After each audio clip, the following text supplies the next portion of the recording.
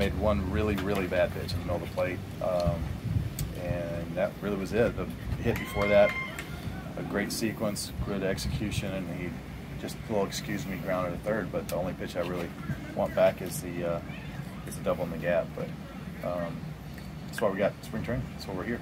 Working on those things.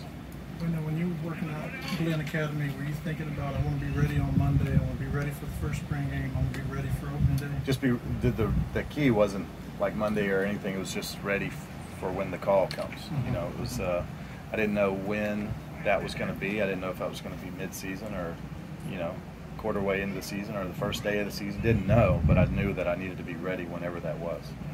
What was it like pitching in that environment? Ballpark, fans, everything else? Felt good. Felt like baseball again. It's a good feeling to have. Even in spring training the other day, or in the live session back in the backfields, it felt like it was just different than it has been. It was good. It was a good feeling. Do you? There's probably no right answer to this, but that some teams send a representative lineup, some teams send a minor league lineup. Does it make a difference for you? I mean, sometimes veterans just take, so I don't know what you get out of that, where some young guys are up there trying to prove a point. Well, I faced the Astros 4 or 5 times last spring training. Yeah. Same guys every single time. So it was Altuve constant. It was Altuve, it was Correa, it was all of them every time. Except for maybe Bregman might have been the only guy that I didn't face a whole lot. But for me, I mean, it was just about executing today. I mean, I really wasn't going to go too much off reports. I was going to read hitters. I was going to read swings. I was going to make pitches, execute the pitches I was trying to throw, and that was really the thought going into it. Didn't worry about who I was facing. How have you seen Kisner grow in that role? I mean, you've seen him from. I think you've thrown him from the very beginning when he first moved to catcher. Yep. Yeah, he's gotten a lot quieter with his hands in a good way. He used to kind of push balls down, and now he's really receiving well. I think he's learned a lot from Yachty, honestly, watching him, and I think he's learned a lot about his own abilities, and he looks great back there. I'm proud of him. He's a good target, big target too. Got a good center body, low target for us to aim at, and calls a good game. He and I work together well. We've had some games together, and I like the way he calls, because he makes me throw things sometimes that I normally wouldn't, which is a good thing. Hitters kind of walk back and go, he doesn't do that. Kiz calls him, he goes, I'm like, Kiz, that worked. One time, I can remember one time pitching to Kiz in the against the White Sox in the COVID year, first game back, and I remember on the mound he called something, and I was like, I don't do that, and I was like, maybe I'll do that, and it worked, and I was like, wow, that worked. He's like, I know, you need to throw that more, and I'm not going to tell you what it was, because that was just going to ask. But is it the Devastator? Just say it's the Devastator. Can't tell you.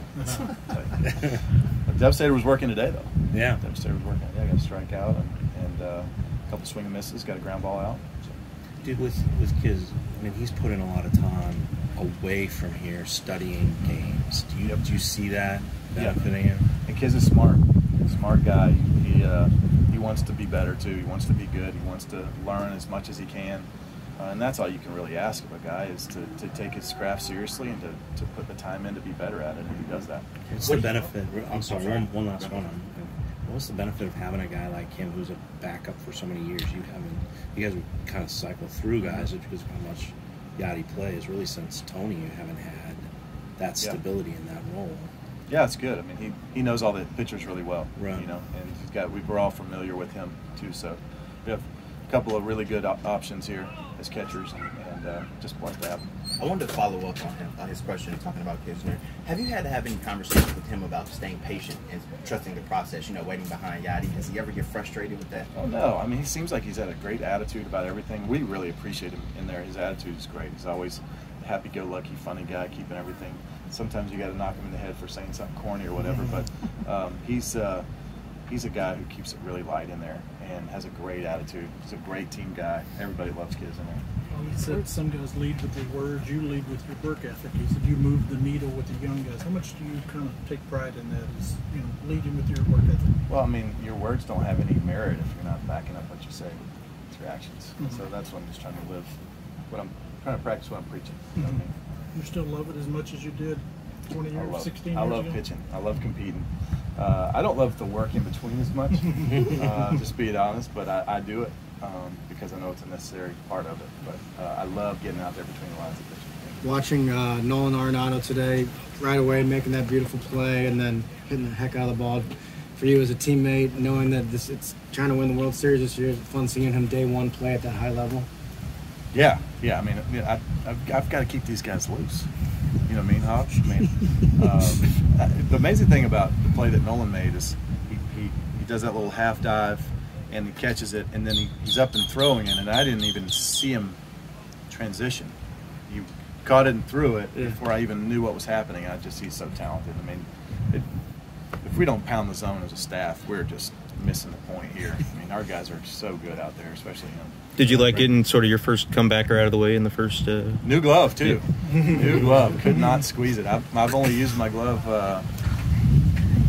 4 days now, so it needs to. It's gonna take a couple more catches for me to be able to squeeze those. Yeah, but that's good. I like to feel that ball come back at me at that pace more than the Justin Turner pace that happened in the postseason. Do you put it under your pillow or microwave or oven? No, I like to use it playing baseball. That's how I like it. Can you talk about what it means to having all those Gold Glovers behind you and just knowing that you pretty much secure? Just gives us a lot of confidence. Just gives us a lot of confidence to go out there and throw strikes and throw good quality strikes, keep them on the ground. The guys behind us are making plays. They're there. And this place is a really good teach too in spring training, because you can be really aggressive at Roger Dean Stadium. It's hard to hit a home run here unless you go right down the line somewhere. But it's hard to hit a homer here. So you got a great defense behind you and the pitcher's smart. Attack the zone, see what happens. 2020 year. What are lessons to take out of that summer camp where you had kind of that limited runway to get up for a season, both in terms of how you might feel and the mentality of like, look, maybe I'm not going to be at 110 pitches on opening day, but I have to be okay with being at 80. Not that you won't. My mind is I'm just going to throw a 9-inning shutout and fewer pitches. That's all that means for me. I'm just going to be very aggressive and pitch like I normally do, and hopefully they can't take the ball from me. That's my mindset.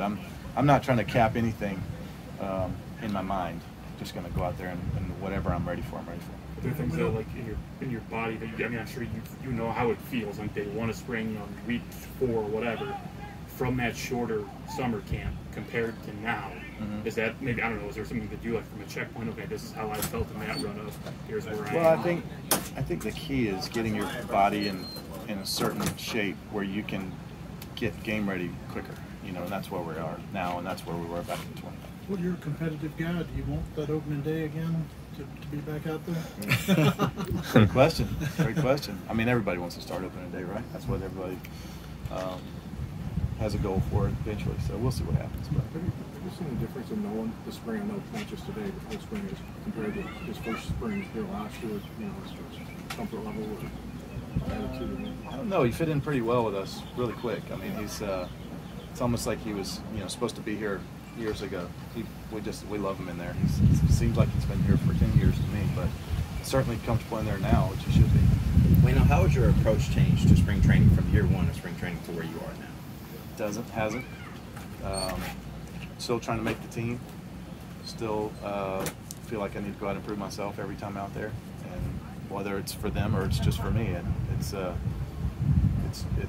it's proven. I want to reprove it every year, every pitch, every outing. So there's always that.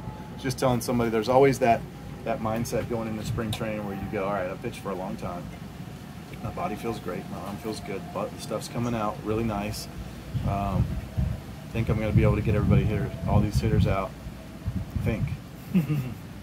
We'll see. I think I'm really confident going into it, but then the hitters will tell you, right? And I think I might still have it. Now that it's here, do you have a post-mortem on the era of pitchers hitting in the National League? I know that's a sore subject for you. Well, we'll see. We'll see. He might call me off the bench a couple times this year. You never know. You have to try to work for that, or are those conversations already going? It has already been approached. Did you order your full order of bats for this year? Nope, just need one. Pick me out a winner, Jimmy. Just need one. What's it like playing in his first spring training as manager? What's he like?